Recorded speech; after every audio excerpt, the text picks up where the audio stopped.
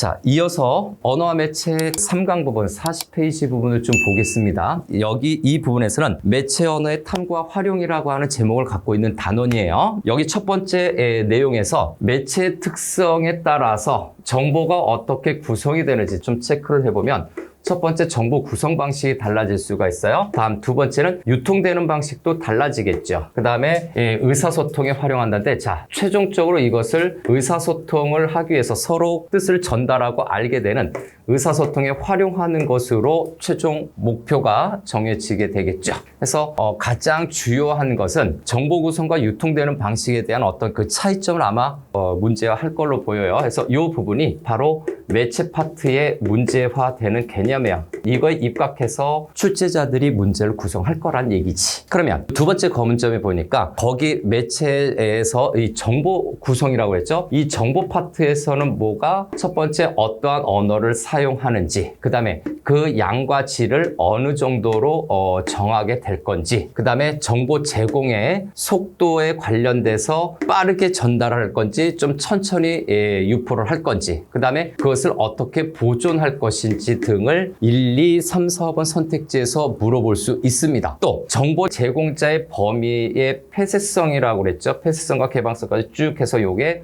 다섯 번째인데 정보를 제한적으로 보게 할 것이냐 아니면 모든 사람들이 쉽게 보게 할 것이냐라고 하는 겁니다. 자, 예를 들어서 정보를 제공하는데 외국 사람들이 보게 한다라고 하면 외국어를 써야 되겠죠. 그런데 우리나라 사람을 보게 한다면 한글을 쓰게 될 거고요. 그다음 정보의 양과 질입니다.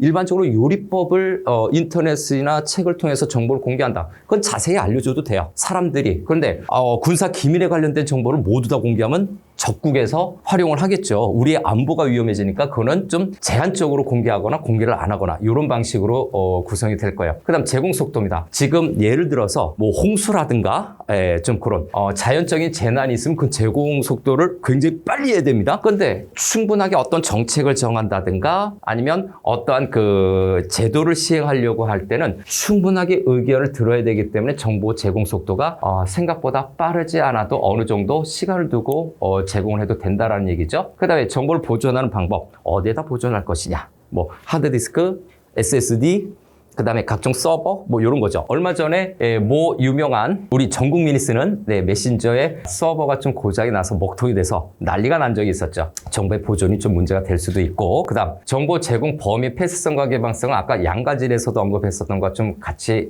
맞물리게 되죠. 개방적인 정보일 것이냐 폐쇄적인 정보일 것이냐라고 하는 것은 그 위험도라든가 여러 가지 공익적인 범위에서 아마 차이가 있을 겁니다. 그래서 우리는 이러한 개념을 바탕으로 해서 무엇을 한다? 전통적인 매체와 뉴 미디어의 공통점과 차이점을 좀 알아둬야 되겠죠. 바로 이 부분이 집중적으로 다뤄지는 실질적으로 이제 여러분들이 문제에서 만나게 되는 매체의 개념들과 내용들이 있다라고 보면 됩니다. 자, 종이책이라고 하는 것은 전통적인 매체, 좀 줄여서 전통 매체라고 체크해 볼게요. 이건 전통 매체에 해당이 되고, 자, 인터넷은 뉴 미디어에 해당이 됩니다. 전통적인 매체와 뉴 미디어의 어떤 특성들을 따져 보겠습니다. 자, 문자, 사진, 그림, 도표가 있는데 이 전통 매체 중에서 종이책 같은 경우에는 뭐에 해당이 된다? 인쇄 매체에 해당이 돼요. 지금 여기에서 공부할 수 있는 것은 인쇄 매체의 특징이고, 인터넷은 뭡니까? 종합적인, 다중적인 매체가 되는 거죠.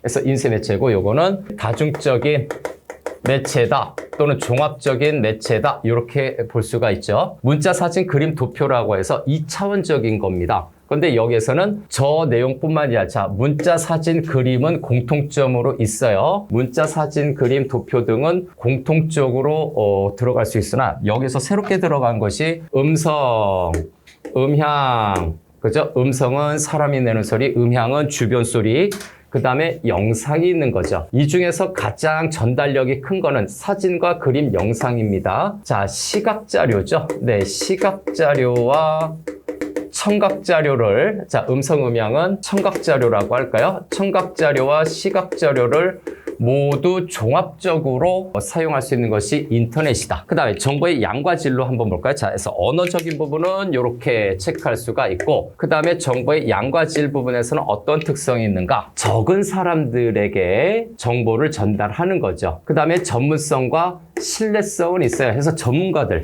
또는 유명한 사람들이 나중에 은퇴하고 나서 책을 쓰는 거, 또는 자신의 연구 성과를 계속 진행을 하면서 책을 내는 거, 전문성이죠. 근데 이 인터넷에서는 일단 많은 사람들에게 전달하기가 용이하다고 하죠. 쉽게 많은 사람들에게 전달할 수 있습니다. 근데 문제점이 있죠. 이 문제점은 뭐냐면 검증되지 않은 다수의 정보 제공자가 있습니다. 그래서 정보의 신뢰성이 떨어지게 되는데 바로 이 부분을 위해서 우리가 하나 추가해야 될 거, 정보에 대해서 꼼꼼하게 정보에 대해서 비판적으로 수용을 해야 되겠죠. 정보를 비판적으로 수용해야 한다라는 점은 우리가 알고 있어야 되는 부분이고요. 그다음 정보 제공의 속도에 관련된 부분이죠. 속도와 보존 방법, 요거를 좀 체크해 보면 정보의 가공과 유통의 인쇄 매체인 종이는 많은 시간이 소요가 됩니다. 그래서 결론적으로 속도가 느리게 되고요. 그 다음에 물리적 실체로 보존을 하게 됩니다. 실제 책이 있잖아요. 또 시간 오래 지나면 막 책이 좀 조물 먹거나 썩게 되는 거죠. 그에 비해서 인터넷은 정보 제공 속도가 빨라요. 거의 실시간적으로 오죠. 네, 그 다음에 디지털 저장 장치, 아까 얘기했던 하드디스크라든가 SSD라든가 그거를 조합한 서버라든가 이런 디지털 장치에다가 보존을 하는 거죠. 자, 정보 제공자의 범위에 관련돼서 얘기를 하는 건데, 제공자의 범위는 소수의 사람들이 정보를 제공하고 있어서 어떻다? 폐쇄성을 띠고 있어요. 네, 적은 사람들에게 전달이 되는 건데. 근데 책에 비해서 정보 제공자가 다양합니다.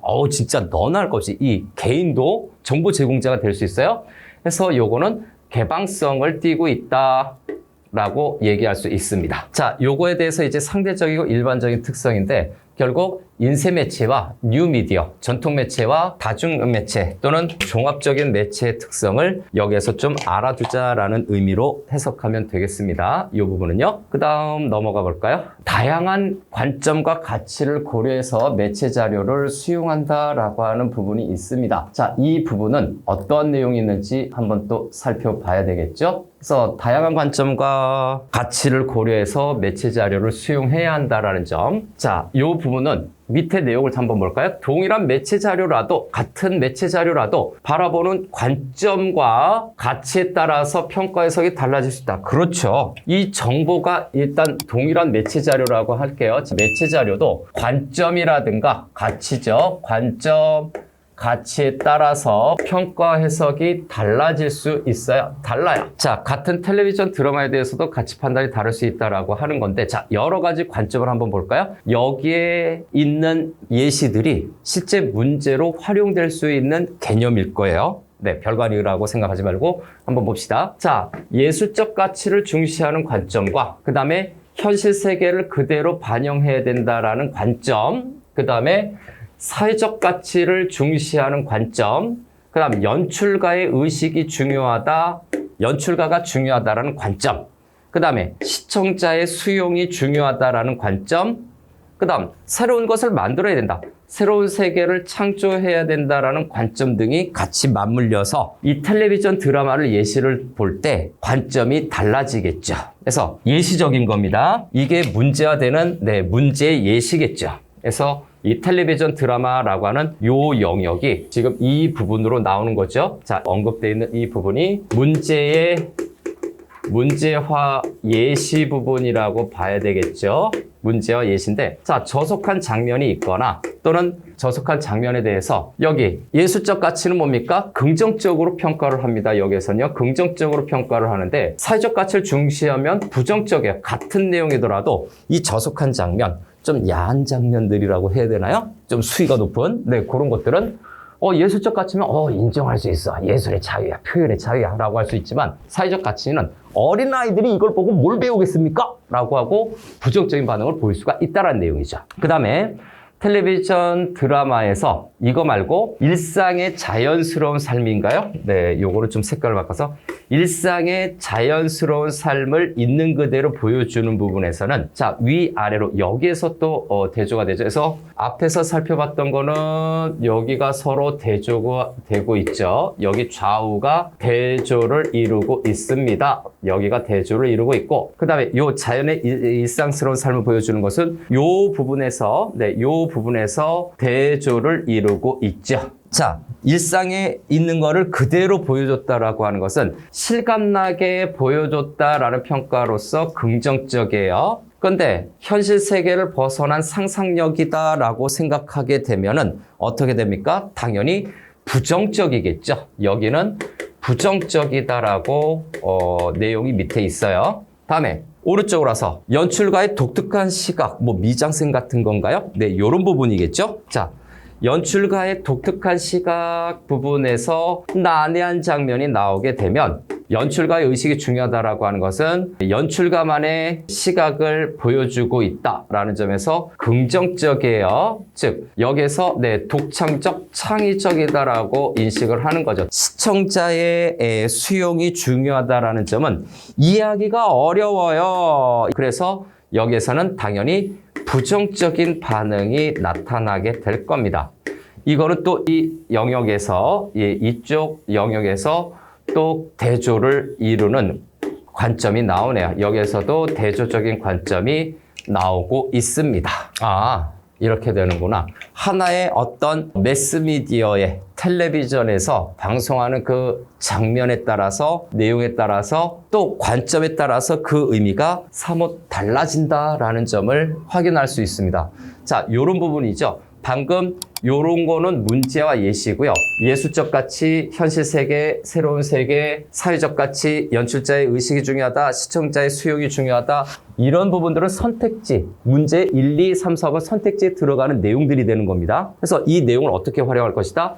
요 가운데 있는 부분은 문제화되는 어떤 예시고요. 문제화 예시는 되게 쉬워요, 만들기가. 거기에 따라서 1, 2, 3, 4번에서 이렇게 들어가는 내용들이 관점에 따라서 다를 수 있다는 건데 생각보다 어렵지는 않습니다. 네, 매체 파트는 어렵지가 않으니까 빠른 시간 내에 정확히 풀 수 있다 라고 생각해도 될 겁니다. 자, 밑으로 가서 자, 정보의 질적 수준 차이가 있을 수 있으므로 하는 부분이 있을 거예요. 그래서 굉장히 시각화된 자료로 쓰고 있네요. 여기 이 부분도 보겠습니다. 자, 이 부분에서는 정보의 질적 수준 차이인가요? 에서 앞부분에서도 언급했듯이 자, 정보의 어떤 질적 수준 차이는 우리가 어떻게 해야 된다? 비판적이고 주체적으로 수용해야 된다. 네, 비판적, 주체적으로 정보를 읽고 받아들여야 된다는 내용이지요. 그렇죠? 저기 매체 자료 보면 왜곡된 매체 자료, 부분적인 거, 저속한 거, 그 다음에 특정 시각이나 관점, 이거를 뭐라고 합니까? 편견이라고 되죠. 네, 요거를 편향된 거라고 보고, 다음에 상업적 이익, 특정 이익을 추구하거나 비윤리적이에요.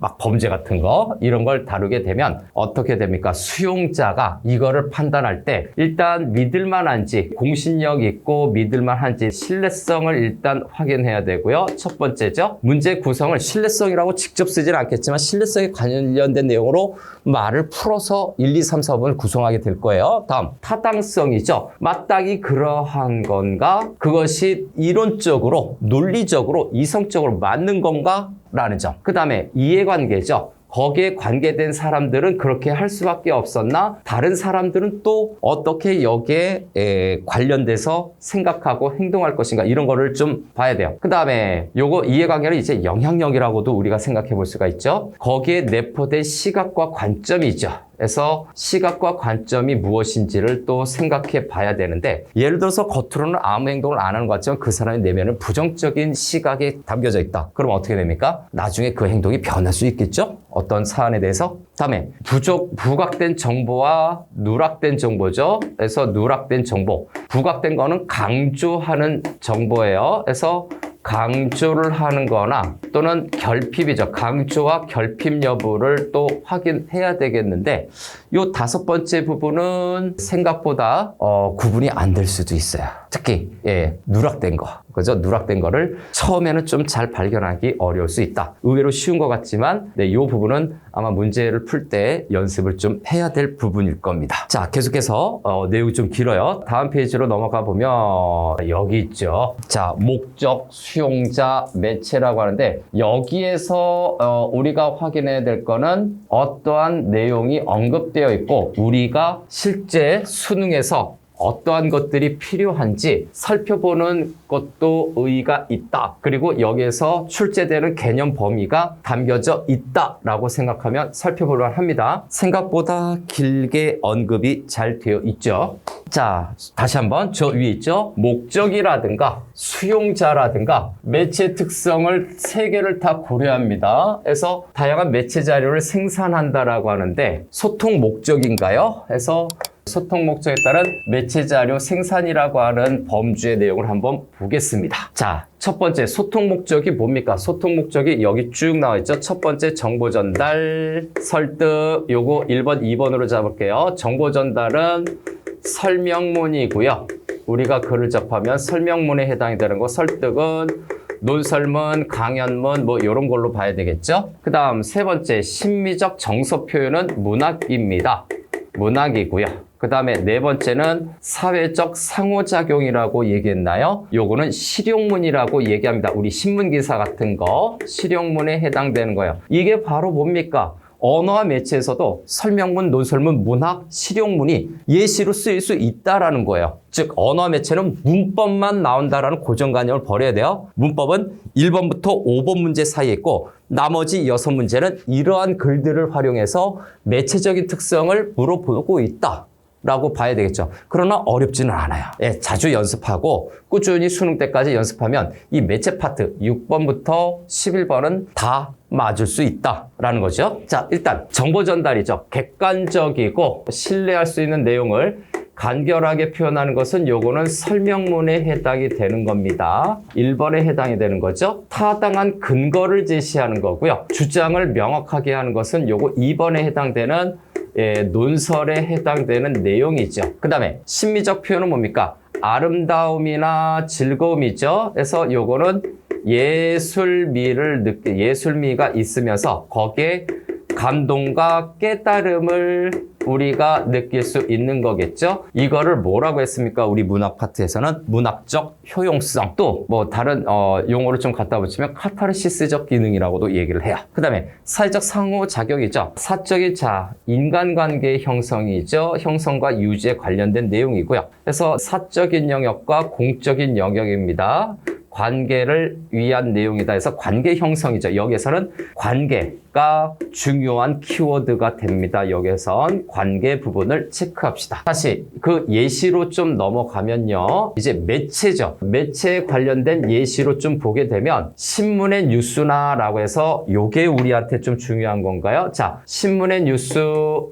자, 신문 1번 어깨번호로 해볼까요? 그 다음에 인터넷 방송 어깨번호 2번. 그죠? 네. UCC라고 하는 거죠. 네. 3번. 요렇게 매체가 요렇게 있죠. 이런 거에 저런 내용을 담을 수 있다. 신문, 인터넷 방송, UCC는 설명과 논설을 담는데 적절한 매체 활용의 예시가 됩니다. 다음 심미적 표현은 그죠? 화목한 가정의 모습, 화목해요, 사랑해요, 뛰어난 자연경관이죠. 예, 이런 것들을 자, 영화, 예, 요것도 1번, 음악 2번, 사진 3번. 과거 전통적인 매체 방식에서는 사진으로 많이 제시했는데 요즘 영화 음악으로도 예전보다 훨씬 더 퀄리티 있게 저런 것들을 잘 표현하는 것 같습니다. 다음에 사회적 상호작용에서 저 관계가 중요하다라고 키워드를 잡았죠. 관계를 잡았는데 친한 사람 또는 공동체 구성원과의 의사소통을 위해 휴대전화 1번, 모바일 메신저, 요거 SNS라고 하나요? 2번, 누리소통망이 SNS네요. 자, 누리소통망, 요거 3번. 그래서 모바일 메신저라든가 누리소통망, 그 다음에 전자우편, 우리 이메일이라고 하는 거였죠. 전자우편 등을 사용합니다. 자, 요 부분에 휴대전화부터 모바일 메신저, 누리소통망, 전자우편, 예시로 잘 나오는 부분이에요. 자, 요 부분에 대해서 예시에 주의를 하자. 저렇게 나타나 있는 예시 매체들을요, 적극적으로 우리 모의고사나 수능에서 활용하고 있습니다. 다음, 수용자를 고려한 매체 자료 생산이라고 하는 부분인데, 자, 여기에서 별거 아닌 것 같죠? 네, 선택지에 보면 성별이나 나이에 대해서 언급하는 내용 있어요. 그 다음, 다수인가, 소수인가, 그 다음에 수용자의 배경 지식이 무엇인가, 그 다음에 무엇에 관심을 두고 있는가 해서 배경 지식과 관심을 두는 부분이죠. 첫 번째, 두 번째는 비교적 내용이 눈에 띄고 어렵지 않게 판단할 수 있어요. 이 두 가지가 바로 뭡니까? 핵심은 뭡니까? 수용자를 고려해야 돼요. 요게 핵심입니다. 고려해야 될 사항은 수용자입니다. 이거를 화법과 작문으로 바꾸면 뭐라고 얘기하나요? 네, 거기 강연이나 발표, 연설 이런 것들을 듣는 청중이라고 얘기합니다. 청자 또는 청중을 배려한 뭐뭐뭐뭐가 있듯이 매체에서도 그 말을 바꿔서 수용자의 성별, 나이, 배경 지식, 다수냐 소수냐, 그 다음에 무엇에 관심이 있느냐, 요거를 꼭 고려를 해서 매체 자료를 어떻게 해야 된다고 생산하는 겁니다. 생산할 때 고려해야 할 요소들은 이런 것들이 있다. 그것을 매체 자료를 통해서 정보를 생산할 때 방법과 예시 고려할 요소인데 굉장히 중요한 요소예요. 매체 전반을 지배하고 있는 내용이라고 봐야 돼요. 6번과 11번이 다 걸쳐서 들어가 줄 수 있는 내용, 다 적용할 수 있는 개념들이다라고 봐야 됩니다. 다음에 심미적 가치를 이해하고 향유해야 된다라고 하는 제목으로 있는 부분인데, 자, 매체 언어의 창의적 표현에 관련된 겁니다. 인쇄 매체와 영상 매체에 관련된 내용이 있는 부분으로 창의적인, 개성적인 거예요. 일단 매체 자료 생산이죠. 네, 쭉 한번 또 점검한다라고 생각해 보세요. 지금 초반부에 이걸 점검하지 않으면 아마 수능 시험 전까지 이거를 다시 보지 않을 가능성이 매우 커요. 초반부에 책 나오자마자 이런 것들을 좀 봐둬야 합니다. 매년 고3들. 자, 매체 언어적 특성도 고려합니다. 첫 번째는 수용자 고려. 요거 잊지 말아야 돼요. 앞부분에 수용자를 고려한다라고 하는 것이 먼저 있었고, 그 다음에 매체 언어적 특성을 좀 고려한다는 건 언어 양식의 특성, 매체에서 사용하는 언어 양식의 특성을 봐야 됩니다. 왜? 예를 들어서 책이나 신문 같은 경우에는 활자로 인쇄를 하잖아요. 활자로 인쇄하는 거는 뭡니까? 언어 양식이 시각적으로 볼 수 있는 문자 언어만 사용하는 거죠. 그래서 전통적 방식일 때 신문이라고 하는 것은 문자 언어를 사용합니다. 문자 언어를 사용하게 되죠. 그 다음에 라디오가 있나요? 라디오는 귀로 들을 수 있는 언어만 사용한다. 이거는 뭐예요? 귀로 들을 수 있는 언어는 음성 언어예요. 사운드가 직접 있어야 되죠. 음성 언어를 사용한다. 자, 텔레비전과 인터넷인가요? 자, 텔레비전, 인터넷 같이 묶어서 볼까요? 이거는 종합적, 복합적 또는 다중적이라고 볼 수가 있죠. 그래서 눈으로 볼 수 있는 언어인가요? 요거는 시각이죠. 귀로 들을 수 있는 언어, 청각적인 것을 모두 다 사용을 하게 되는데, 이 시각과 청각을 모두 사용하는 건 뭡니까? 문자 언어와 음성 언어를 동시에 사용해서 표현을 합니다. 다시 한번 문자 언어와 음성 언어, 그 다음에 주변 효과음인 음향까지 다 사용이 되죠. 용어를 좀 바꿔서 추가적으로 정리하고 가기를 권장합니다. 근데 요 파급력 부분도 무시할 건 아니죠. 자, 매체의 파급력 부분을 보면 신문에 비해 인터넷이 상대적으로 어린 연령층에 미치는 영향이 크다라고 되어 있는데, 요건 절대적인 건 아닙니다. 근데 우리가 일반적으로 알고 있는 그 내용 중에서 파급력은, 자, 시각인가요? 일단 청각이 먼저 있겠죠. 네, 청각. 물론 촉각이나 다른 감각도 있는데 청각보다는 시각이 더 우세하고요. 그 다음에 시각 단독보다는 시각과 청각이 동시에 있는 것이 훨씬 더 전달력이 큽니다. 아직은 우리 매체 전달력에서 촉각을 전달해 주지 못하고 있잖아요. 마치 진짜 피부에 닿는 느낌을 아직은 구현하지 못하고 있으니까 현재 시점으로 봐서 우리가 전달받는 루트는 듣는 거하고 보는 걸로 정보를 전달받게 돼요. 그럼 청각 단독과 시각 단독, 그 다음에 시각과 청각이 복합되어 있는 이 순서대로 파급력이 여기가 큰 거죠. 네, 시각과 청각이 있는 부분이, 복합적으로 있는 부분이 파급력이 크다. 감각적으로도 파급력을 한번 정리해 보시죠. 실제 문제 있었어요. 네, 그래서 모의고사 같은데 자주 언급되는 개념이니까 이것도 체크하자. 그 다음에 그 페이지 마지막 부분에 있는 매체 언어의 창의적 표현 방법과 심미적 가치를 이해하고 향유한다. 이 부분을 좀 볼까요? 자, 인쇄 매체와 영상 매체라고 되어 있네요. 그래서 인쇄 매체와 영상 매체인데 앞부분에서도 했었죠.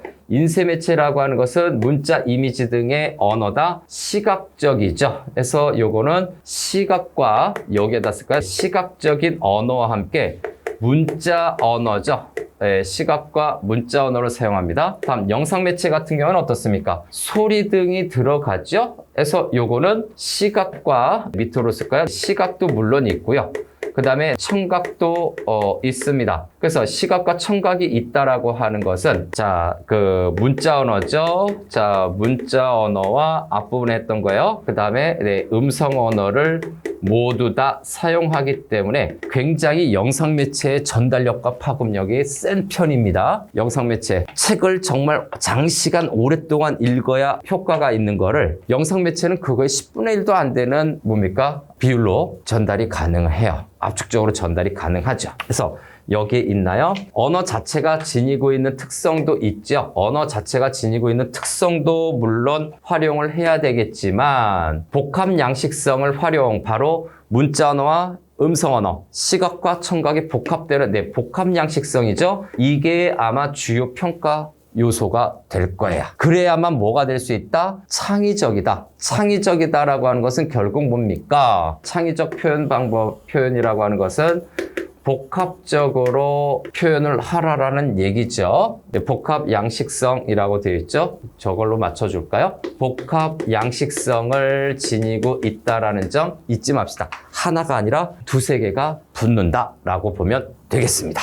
다음은 이제 심미적 가치로 좀 넘어가 볼게요. 매체 언어의 심미적 가치인데, 심미적이 나오게 되면 기본적으로 심미적이다라고 하면 예술적인 거거든요. 예술적인 거면 거의 문학적인 요소다라고 보면 되겠습니다. 그래서 다음 페이지로 넘어갈게요. 매체 언어의 심미적 가치라고 언급이 되어 있네요. 이렇게 매체 언어의 심미적 가치, 매체 언어의 심미적 가치에서 소설과 영화인데, 인쇄 매체라고 그랬죠? 인쇄 매체, 소설. 근데 인쇄 매체는 문자 언어를 사용하게 됩니다. 문자 언어를 사용하게 되고, 그 다음에 영상 매체, 시각적인 거죠. 그래서, 영화는 영상 매체에 해당이 되는데, 문자, 소리, 영상, 그래서 시각과 청각을 다 사용합니다. 요거는 시각적인 거죠. 배우의 말과 행동 이런 거죠. 여러 가지가 있고, 그래서 언어 자체가 가지고 있는 특성이에요. 특성을 활용하는 방법이 있고, 효과가 복합 양식성 계속해서 반복되죠. 복합 양식성을 활용하는 방법에서 요게 1번, 요게 2번이 되겠죠. 심미적 가치, 아름다움이에요. 예술성을 표현할 수 있다. 이렇게 보면 되겠습니다. 어려운 말은 아니네요. 그 다음 인간관계와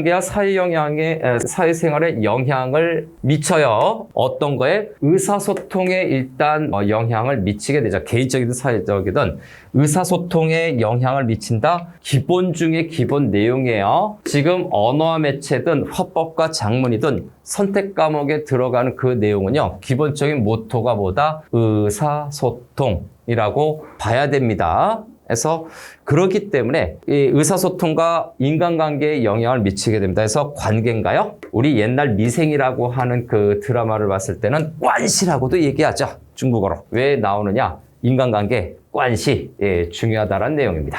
존중과 배려의 태도 필요라고 하는 부분을 여기 좀 더 보겠습니다. 인터넷이나 휴대전화에서 사회적 소통을 통해서 관계를 맺을 수가 있어요. 인터넷, 휴대전화 등등의 뉴 미디어를 통해서 의사소통뿐만이 아니라 관계를 형성할 수 있습니다. 이러한 요소들이 의사소통뿐만이 아니라 관계 형성에 영향을 준다라는 거예요. 앞의 내용을 좀 압축적으로 정리한 거죠. 근데 상대방을 존중하고 배려한다라고 하는 거죠. 에티켓이라고도 할 수가 있네요. 그래서 입장과 처지를 고려하는 것뿐만이 아니라 적절한 형식, 예를 들어서 의사소통을 할 때 친구들끼리 농담하거나 심지어 욕설을 할 수 있는데 어른들에게 욕설을 하거나 하면 안 됩니다. 본인들도 공부하는 우리 친구들도 언젠간 어른이 되잖아요. 근데 요만한 아이가 막 쌍욕을 해봐요. 안 되죠. 적절한 형식, 존댓말을 하거나 너무너무 친하면 평생 반말이라고 하죠. 그걸 할 수가 있죠. 그 다음 격식도 있어요. 한마디로 예의를 좀 지켜라. 우리가 얘기할 땐 뭡니까? 또 싸가지라고 얘기하죠. 다음, 매체를 바탕으로 하여 형성되는 문화에 대해서 비판적으로 이해죠. 이 부분을 좀 볼까요? 자, 비판적으로 이해해라. 요게 좀 중요한 겁니다. 비판적 주체적으로 이 매체 언어들을 수용하고 활용해야 된다는 얘기입니다. 그래서 비판적 아주 중요한 거야. 그 다음에 주체적으로 향유하자, 누리자라고 하는 거죠. 한마디로 대중매체죠. 대중매체로 뭐가 형성이 되는가? 대중문화가 형성이 되는데 그 부정적 측면을 최소화. 그 다음에 주체적으로 향유할 수 있다라고 얘기를 하고 있죠. 자, 대중문화라고 하는 건데 매스컬처인가요? 매스컬처는 장점이 대량으로 전달이 되어 영향력이 굉장히 커요. 근데 단점이 뭡니까? 요 상업성, 통속성은 둘째치고라도 요 상업성 부분에서 문제를 좀 삼아서 문제 출제를 할 수가 있겠죠. 그래서 이런 상업성이라든가 요 통속성, 저속한 거죠. 비판적, 주체적으로 이해하고 누리자라고 얘기하는 겁니다. 통속성은 속되다라고 하는 거죠. 자, 일단 내용은 마무리하겠습니다.